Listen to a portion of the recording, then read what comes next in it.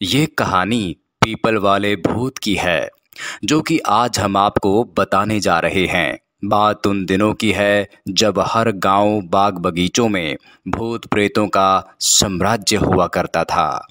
गांव के अगल बगल में पेड़ पौधों की बहुलता हुआ करती थी। एक गांव से दूसरे गांव जाने के लिए पगडंडियों से होकर गुजरना पड़ता था। कमजोर लोग घर घर दोपहरिया या दिन डूबने के बाद भूत प्रेत के डर से गांव के बाहर जाने में घबराते थे, या जाते भी थे तो हिम्मती आदमी दल का नेतृत्व करता था और बार बार अपने साथियों को चेताया करता था कि मुड़कर पीछे मत देखो। हमारे गांव के एक शर्मा जी पेट के दर्द से परेशान थे। उनके पेट का दर्द इतना बढ़ गया कि उनकी जान पर बनाई। बहुत सारी दवाइयां कराई, मन्नतें मांगी, पर पेट का दर्द टस से मस नहीं हुआ। उसी समय हमारे गांव में कोई महात्मा पधारे थे और उन्होंने सलाह दी कि अगर शर्मा जी को 100 साल पुराना सिरका पिला दिया जाए तो पेट का दर्द छू मंतर हो जाएगा। अब क्या था, शर्मा के घर वाले और सब लोग 100 साल पुराने सिरके की तलाश में जुट गए। तभी कहीं से पता चला कि पास के गांव सिंधावे में किसी के वहां 100 साल पुराना सिरका मौजूद है। अब सिरका लाने का बीड़ा शर्मा के ही एक लंगोटिया यार वर्मा ने उठा लिया। शाम के समय वर्मा सिरका लाने के लिए सिंधावे गांव में गए।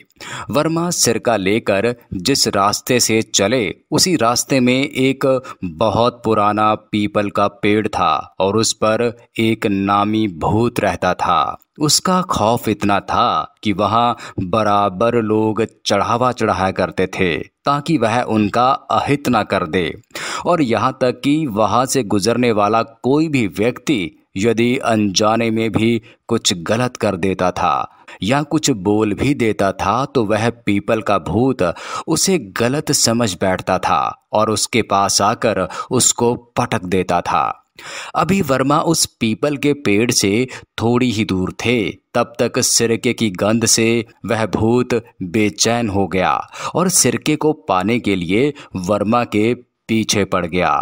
वर्मा भी बहुत निडर और बहादुर आदमी थे।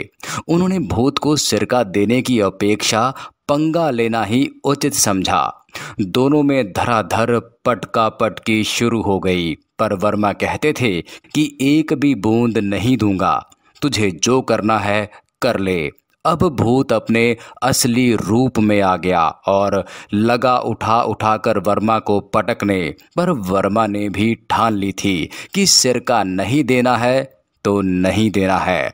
पटका पटकी करते हुए वर्मा गांव के पास आ गए, पर भूत ने उनका पीछा नहीं छोड़ा और वहीं एक छोटे से गड्ढे में ले जाकर उसे गिराना चाहता था।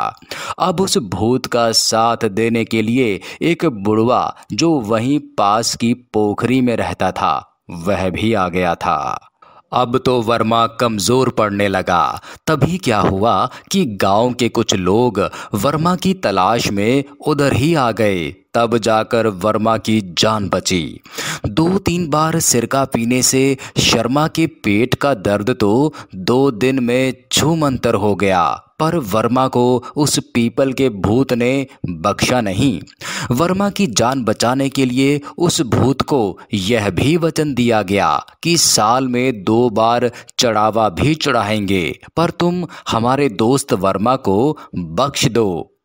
पीपल वाले भूत ने वर्मा को तो बख्श दिया, पर जब तक शर्मा थे तब तक वे साल में 2 बार उस पीपल के पेड़ के नीचे चढ़ावा जरूर चढ़ाया करते थे। लेकिन शर्मा की कुछ सालों बाद जब मौत हो गई और पीपल के पेड़ को सिरका चढ़ना बंद हो गया, तब यही बात भूत को नागवारा गुजरी। उस भूत ने वर्मा के सपने में आकर बोला भी था कि अगर उसने सिरका नहीं चढ़ाया इसका अंजाम अच्छा नहीं होगा। लेकिन जैसा कि सब जानते थे कि वर्मा एक निडर आदमी था, वह उस पीपल के भूत से फिर उलझ गया। लेकिन इस बार वर्मा के साथ उस भूत ने गांव वालों को भी आते जाते परेशान करना शुरू कर दिया और गांव वालों ने वर्मा को समझाया कि हम इंसानों को इन भूत प्रेतों से उलझना नहीं चाहिए, लेकिन वर्मा नहीं माना और फिर वही हुआ जिसका डर था। उस पीपल के भूत ने अपने संपर्क में आई हुई एक डायन को भी बुला लिया और वर्मा के ऊपर उस डायन का साया पड़वा दिया और वो साया वर्मा के दिमाग पर असर कर गया, जिसके बाद वर्मा की दिमागी हालत बिगड़ने लगी। धीरे धीरे वर्मा ने पागलों जैसी हरकतें करनी शुरू कर दी क्योंकि वर्मा का दिमाग अब उसके बस में नहीं रह गया था। कई बार तो वर्मा आधी रात अपने घर वालों के साथ ही मार पिटाई करना शुरू कर देता। रोज रोज ये होता देख उसके घर वालों को अपनी जान बचाने के लिए वर्मा को घर से बेदखल करना पड़ा और अब वर्मा पूरे गांव में पागलों जैसी हरकतें करता, कभी इधर कभी उधर लोगों को दिखाई देता है।